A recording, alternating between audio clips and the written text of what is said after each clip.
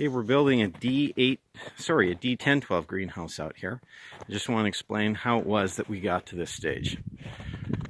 So we built the two end gables, and when you build them, the panels go in, so the top rails go on last.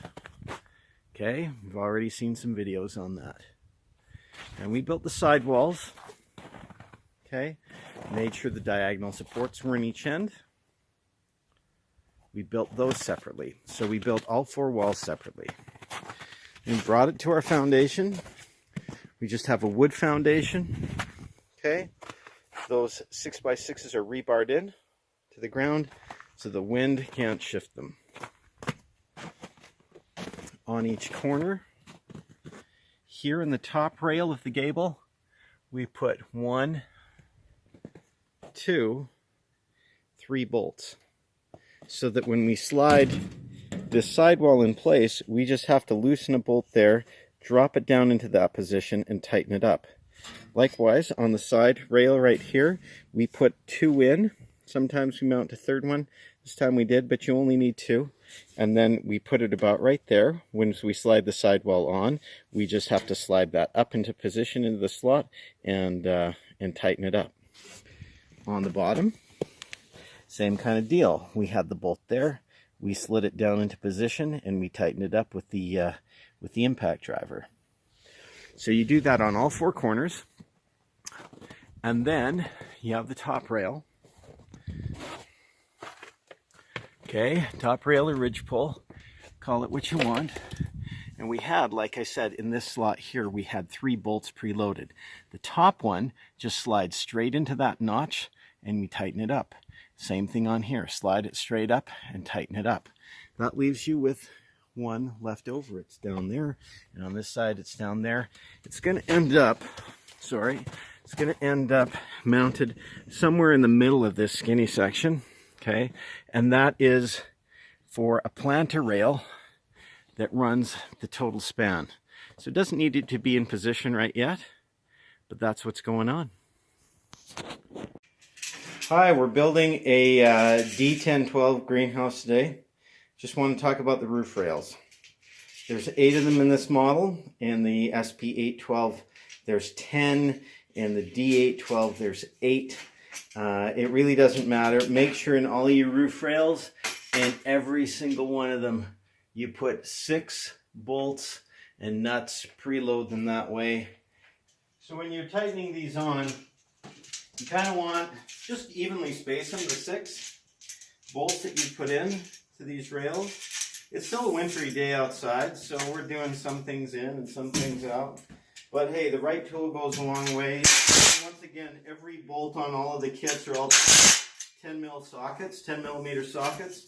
So, you know, a small impact driver will save you a lot of grief. So, well worth the time. If you don't have one of these things of whatever brand, go to a hardware store and get yourself one for the extra $100 or $200.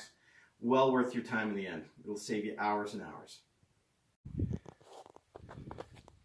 So when you're putting the roof together, on each side, put the middle 2 roof rails up first.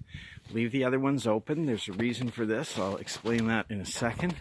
But make sure that these rails come down to that little raised bump, that they're right lined up with it. Right lined up with it. Remember, it's extremely important that these pieces are preloaded with 6 bolts. Also, when you're doing the top rails, you want to double check. See the bolt down there right inside of that?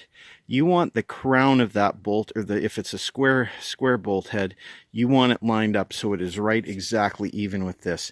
This is a little bit low. You want them all at the same point so that you get a nice even wall. Okay? It's extremely important. This one looks like it needs to get raised too. So go ahead and double check all of those. Make sure those are all at the top point. Okay, because that point can float. On the bottom, it's a fixed hole, so it can't. All right, and line that up. Do both sides. Tighten it at the top, tighten it at the bottom. Okay, we're moving this top bolt in here, and the reason why we're shooting a short video clip specific to one bolt, well, I want to pass on every tip that I can. So you're going through a precise hole, so you're going to have to get that nut out and put it somewhere where you can reach it again. I prefer the side of my mouth. I know it's weird, that's who I am. Okay, now when you slide this up, you're going to be juggling to get that into position. It wants to slide back down. So have a screwdriver in your back pocket so that you can hold that into place and get into the track there and just push that up. It'll drop the bolt right into place. Save you a few minutes of grief. But I find that when you're trying to assemble something that has, you know, like 1,000 little bolts and pieces, and you're trying to get it perfect, you want to do everything you can to avoid every ounce of frustration.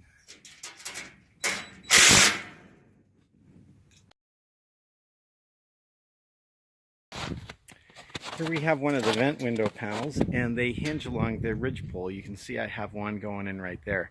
Now they slide in, okay? And they have to slide in from the two ends, which is why I said put these two middle pieces on there first. And once they're in, you've got a steady roof line. Now you can slide those into position because they're going to rest right against that ridge pole and the next one. But if you put these other ones in first, you can't slide it past. You're going to have to start cutting metal. So you do the two middle pieces, slide your vent windows in, one from each side, on each side, and then put your other rails in and you'll be fine. Otherwise, you're going to have to either cut some metal or start taking pieces apart. Okay, so we have the all the roof rails on. We have my vent windows on. There's actually, each kit comes with 4. I only want 2 because of the air currents around the house. And so I'm just going to put in full panels there because, hey, as a distributor and an importer, I have lots of pieces, so I can change things up a little bit. And so that's what I'm going to do there. Now, the next thing that we're ready to do is we're ready to start to make sure the top part of the frame is square. So we're going to put in our diagonal supports next. They go in each side slot. So it's really important that you get these pieces of diagonal aluminum in before you put any extra panels in. At this point, it's comments like, yeah, I feel like I can just put the panels in. Stop, wait, and let's get those diagonal supports in on the corner roof paneling slots first. Okay. You'll notice right here on the ridge pole, there's one more hole. Okay, you want to drop a bolt through that hole, and then this corner brace goes on right there, and it tightens up, back up a bit, and then it goes on to this bolt right there that's holding that ridge support. So you take that nut off, put that on, and tighten it back up so that we have this piece of aluminum strapping holding that right angle, and one goes on every single corner roof section.